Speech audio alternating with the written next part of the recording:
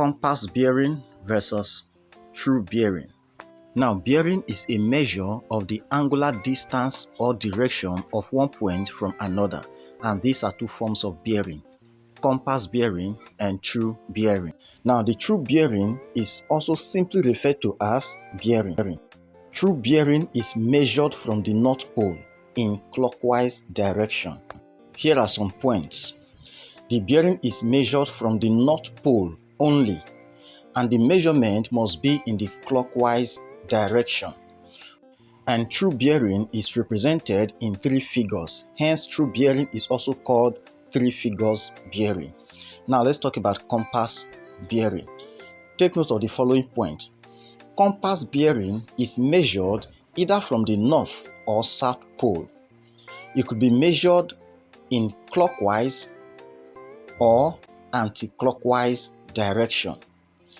Compass bearing is represented in two figures bounded by two cardinal points.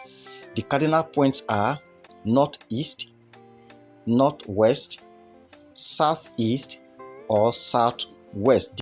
Alright, now we have some points here: point P, point Q, and point R. We are going to represent each of these points using true bearing and compass bearing. Let us start with point P. What is the true bearing of point P? Now, the true bearing is measured from the north, as said earlier. So starting from the north, we move till we get to the line that connects P. And what we have here is 55 degrees.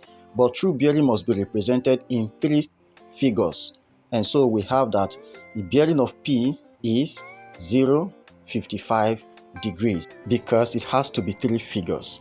Now let's talk about the compass bearing, the direction of P. P is located between north and east. And so the compass bearing is measured from the north till we get to the line that connects P. And here we have 55 degrees. So the direction of P is north, 55 degrees east. We have it as P is north, 55 degrees east. Two digits bounded by two cardinal points.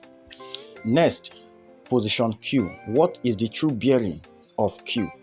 Measured from the north, the true bearing is the angle from the North Pole to this line that connects Q. We know that north to east is 90 degrees, so we have to determine this angle here and add it to 90 degrees.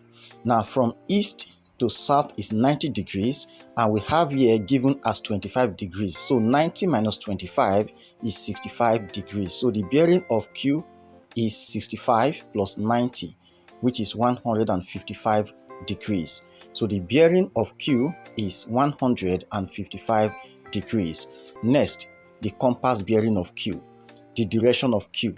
Q is located between south and east, and so the bearing is measured from the south towards the east.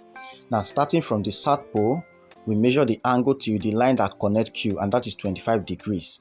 So the position of Q is south 25 degrees east. So we have that Q is south 25 degrees east. Next is point R. What is the true bearing of R?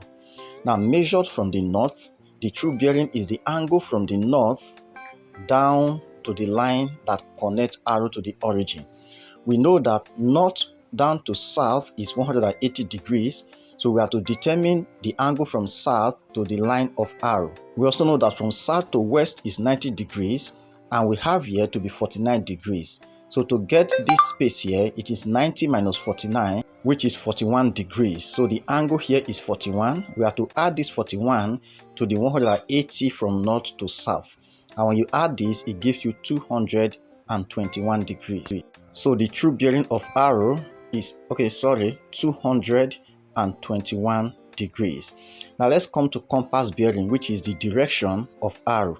R is located between south and west. So the bearing is measured from the south down to the line that connects R to the origin. And that, from what you have calculated, is 41 degrees. So the direction of R is south, 41 degrees west. We have that R is south, 41 degrees west. Now you try this. What is the compass bearing and true bearing of A, given that this angle is 46 degrees?